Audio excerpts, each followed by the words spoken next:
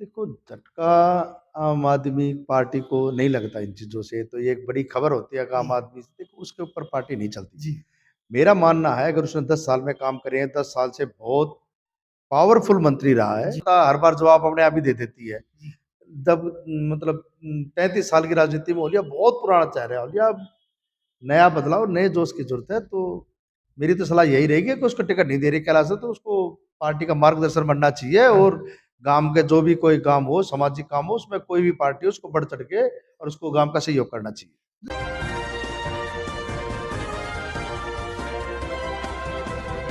Active India में आपका हार्दिक स्वागत है। मैं शंकर धीवा। आज हम पहुंचे ब्रिजवासन में और आपकी मुलाकात कराएंगे नरेंद्र जटराणा से। सर नमस्कार। नमस्कार जी, धन्यवाद।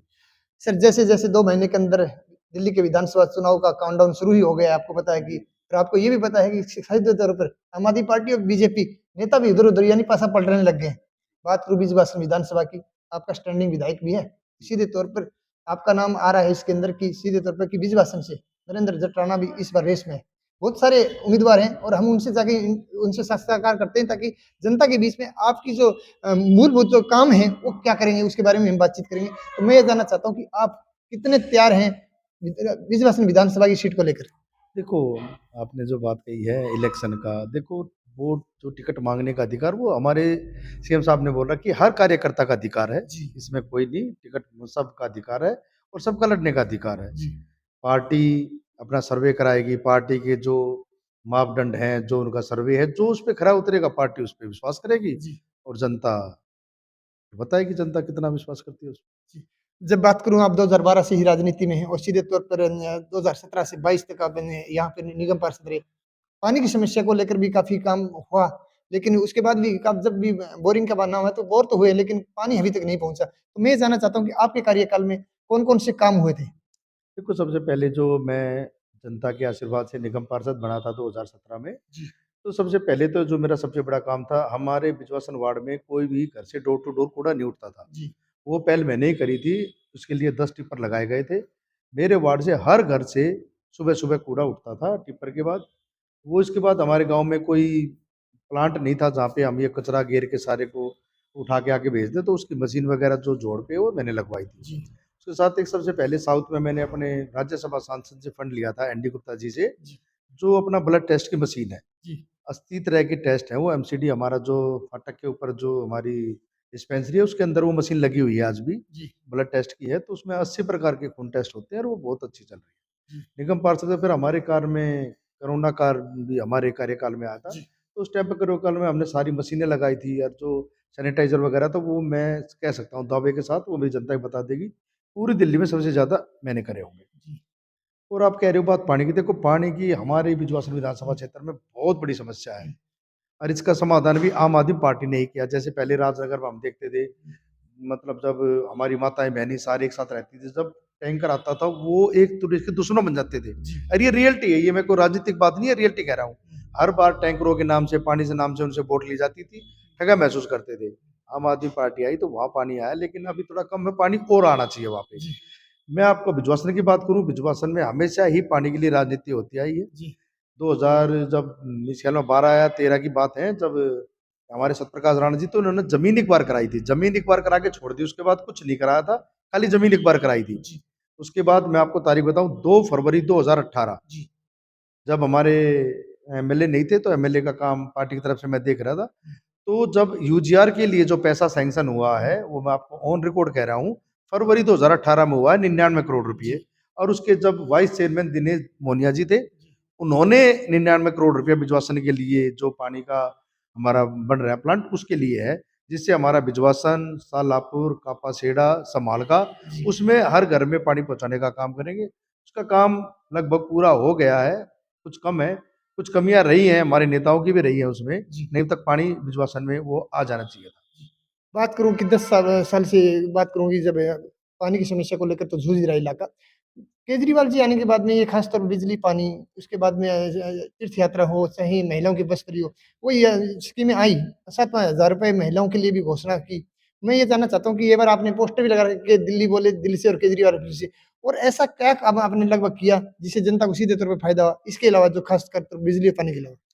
देखो, मैं अपनी बात करूँ, मैं बिजवासन के गाँव में ही रहता हूँ, जी, बहुत किसान परिवार से हूँ जी, और मैं ना ही तो कोई फार्म हाउस में रहता हूँ, ना बाहर रहता हूँ। जी, मैंने कह रखा है जिस दिन से मैं राजनीति में आया था, उस दिन से मेरा ऑफिसर उस दिन से ही चालू है जी, और मैंने जनता से वादा भी कर रखा है, लेकिन जब हम बिजवासन गाँव छोड़ दूँगा या हुँ, ऑफिस बंद करूँगा, तो राजनीति ही बंद करके करूँगा। जी, ऐसे नहीं है कि मैं जीत के कहीं बाहर जाके बैठ गया, पब्लिक से पहुँचे दूर हो गया। एक सारी बात करें विधानसभा में, तो नेता ऐसा होगा जो बिल्कुल मेरे से जनता आसानी से पहुँच सकती है, जी, जिसके लिए उसको किसी भी चीज़ से नहीं गुज़रना पड़ता, जी, ना ही कहीं दरवाज़ा खटखटाना पड़ता, नहीं कुछ है, उनके गाँव के बीच में ही रहता हूँ। जी, तो ऐसा नहीं है, जनता है, प्रेम प्रेम पूरा है मेरा, लोगों से मिलना-जुलना, उनके सुख-दुःख में जितना अपना हो सकता है, उससे ज़्यादा मैं करने की कोशिश जी। करता हूँ। एक और बताऊँ कि राजनीति में काफ़ी उलट-फेर होता ही रहता है, आपको पता है नेता पासा पलटते हैं और यही पासा पलटा कैलाश गहलोत जी ने 7 साल कैबिनेट मंत्री भी रहे, उसके बाद भारतीय जनता पार्टी को 2 महीने पहले जॉइन भी किया और अभी आपके भी शासन में पोस्टर भी लगे हैं, बड़े-बड़े पोस्टर लगे हैं कि कैलाश गहलोत जी का हार्दिक स्वागत है। इससे आपको फ़ायदा है या फिर पार्टी के वो अभी याद आया उनको कि 7 साल के अंदर काम नहीं हुआ? मैं ये जानना चाहता हूँ कि आम आदमी पार्टी को झटका लगा है या फ़ायदा हुआ? देखो, झटका आम आदमी पार्टी को नहीं लगता इन चीज़ों से, तो ये एक बड़ी खबर होती है कि आम जी, आदमी देखो उसके ऊपर पार्टी नहीं चलती। जी, मेरा मानना है अगर उसने 10 साल में काम करे हैं, 10 साल से बहुत पावरफुल मंत्री रहा है, जी, अगर ऐसा उसने काम करा होता तो नैज़फ़गढ़ क्षेत्र से क्यों आ रहा है बिजवासन? जी, और बिजवासन में आपने कहा होल्डिंग पोस्ट तो उसका लिख रहा है बिजवासन में आपका स्वागत है। हाँ, विधायक तो नहीं लिखा ना, विधायक बना रहे हैं। हाँ, तो स्वागत तो हमारे गाँव की परंपरा है, हमारी विधानसभा की परंपरा है, कोई मेहमान आता है तो स्वागत तो हम करेंगे, 100% करेंगे। जी, हम भी करेंगे, स्वागत है, हाँ, लेकिन उसमें ये कहाँ लिखा हम आपको विधायक बनाएँगे? जी, तो पोस्ट मैंने देखी तो उसपे लिखा है बिजवासन विधानसभा में आपका स्वागत है, हाँ। तो मोस्ट वेलकम है। नहीं हमारे मेरा तो गाँव प्रश्न में नहीं मैं उसी पे आता हूँ। मेरा प्रश्न ये है कि यदि नरेंद्र जट राणा को यदि टिकट देती है आम आदमी पार्टी, तो क्या आपके लिए वो फ़ायदेमंद है या आप टक्कर दे पाएगा या सीधे तौर पर आपकी एक तरफ़ा जीत होगी? वो जनता का प्यार है। जी। जनता अच्छे से उसको भी जानती है, हाँ, जनता अच्छे से मेरे को भी जानती है। ये जब चुनाव आएगा तो देखो आम आदमी पार्टी के सीएम साहब ने कहा है कि बिल्कुल 70 सीटों पे लड़ रहे हैं। जी, उनका चेहरा, उनका आशीर्वाद, उनका प्यार रहा तो जी, बिल्कुल बहुत अच्छे से स्वागत करके उसका हम यहाँ से विश्वासन से भेजेंगे। जी। दूसरी अब तो आप मतलब बात करूँ कि न आपके आपके ही परिवार से ही आते हैं कि राणा साहब, सत्यप्रकाश राणा जी 3 बार से विधायक रहे और दिल्ली के अंदर उनका एक रिकॉर्ड भी है कि सबसे कम उम्र के विधायक बने और अभी काफ़ी मेहनत भी करे क्षेत्र में और कहीं न कहीं ऐसा भी लग रहा है कि जब जनता के बीच जाते हैं तो वो लपासा पलट सकते हैं। यानी आम आदमी पार्टी के अंदर भी आ सकते हैं। यदि सत्यप्रकाश राणा जी आम आदमी पार्टी में आते हैं तो क्या आप उनका समर्थन करोगे? देखो 93 से चुनाव में है वो। जी। इतनी पुरानी तो गाड़ी भी बंद हो गई है 15 साल पुरानी तो। जी, अगर वो काम करते तो लगते 2 बार जीते, कभी नहीं जीते जी, और कभी भी उसका मार्जिन देखो 1500, 2000 से कभी नहीं जीते। जी। गाँव ने हमेशा प्यार दिया, उनको साथ भी दिया लेकिन वो अलग ही है अपना। खरे नहीं उतरे। हाँ, वो उनको जनता हर बार जवाब अपने आप ही दे देती है। जी, जब मतलब 33 साल की राजनीति में ओलिया बहुत पुराना चेहरा है, ओलिया नया बदलाव, नए जोश की ज़रूरत है, तो मेरी तो सलाह यही रहेगी कि उसको टिकट नहीं दे रही कैलाश से तो उसको पार्टी का मार्गदर्शन बनना चाहिए हाँ। और गाँव के जो भी कोई काम हो, सामाजिक काम हो, उसमें कोई भी पार्टी हो उसको बढ़-चढ़ के और उसको गाँव का सहयोग करना चाहिए। दूसरी और एक क्षेत्र में जब जाते हैं तो ये भी कहा जाता है कि जाट हो इलाके की सीटें आएगा तो जाट ही, इसमें कोई दो राय नहीं है। और यदि कैलाश गहलोत की जगह यदि सत्यप्रकाश राणा बीजेपी से टिकट लेके आता है, तब आप आम आदमी पार्टी के लिए कितनी बड़ी चुनौती रहेगी? देखो सीएम साहब हमारे से कई गुना ज़्यादा सोचते हैं। उनको सारा पता है कौन आदमी कैसा है। जो 33 साल जिस पार्टी में हो गए, हुँ, वो उसका नहीं हुआ तो 2 दिन में हमारा कैसा हो जाएगा? हाँ। ये सीएम साहब का निर्णय है, तो इस पे तो हम कुछ कह नहीं, ही नहीं मेरा कहना सकते। मतलब यदि वो बीजेपी की तरफ से लड़ते तो कितना आम आदमी नहीं, पार्टी को जोर आएगा? नहीं बीजेपी से लड़ता तो हम तो आम आदमी पार्टी से, बीजेपी से तो विरोध करेंगे। आप कह रहे हो आम आदमी पार्टी में वो आएगा तो। हाँ, आम आदमी पार्टी में तो सीएम साहब जो डिसीज़न करेंगे फिर देखते हैं, हाँ, जो भी होगा। जी। दूसरा एक यदि आपको मौका मिलता है विधानसभा में बैठने का और यदि आप जीत के जाते हैं, तो आपको बीज-वासन के अलावा जैसे कि आपको पता है राजनगर आता है, द्वारका सेक्टर सी आता है, महिपालपुर आता है, कापसहेड़ आता है, यानी 5 वार्ड हैं। इसके अंदर लगभग पानी की समस्या कुछ इलाकों में अभी तक हो चुकी है। तो मैंने कल विधायक साहब का भी आपने भी इंटरव्यू देखा तो रंगपुरी में सबसे बड़ा बुरा हाल है, इसमें कोई दो राय नहीं है। तो मैं ये जानना चाहता हूँ कि यदि नरेंद्र जट राणा विधानसभा के क्षेत्र में टिकट लेकर आता है और उनको ये पता है कि क्षेत्र में रहते हो, तो कौन-कौन सी आपके ज़हन में आती है कि 5 चीज़ें, ये यदि हो जाती है तो जनता को और सहूलियत हो जाएगी। जनता की मूलभूत जो चीज़ें हैं, बिजली, पानी, सड़क ये तो है ही है। इसके अलावा आपने खास तौर बोला कि पानी की बड़ी समस्या है, तो ये कैसे दूर करोगे? देखो मैं ये बात आप ही पे छोड़ता हूँ। आप पूरे इंटरव्यू लो पूरी विधानसभा का, चाहे मैं वो तो कर ही रहा हूँ ये रंगपुरी काम हो भी। हाँ, हाँ, आप नेता के छोड़ के जनता का इंटरव्यू लो अभी जनता पे किया और मैंने उस इसलिए मैं पे बता रहा हूँ। आप नाम लो। हाँ, भाई ये जो आपके विधानसभा के जो भी नेता, हम सारे नेता के नाम ले दे, मैं कह रहा हूँ आपको दावे के साथ ऑन रिकॉर्ड, 100 में से 80 आदमी बोल रहे हैं कि भाई काम करना तो नरेंद्र जटराणा से करेगा।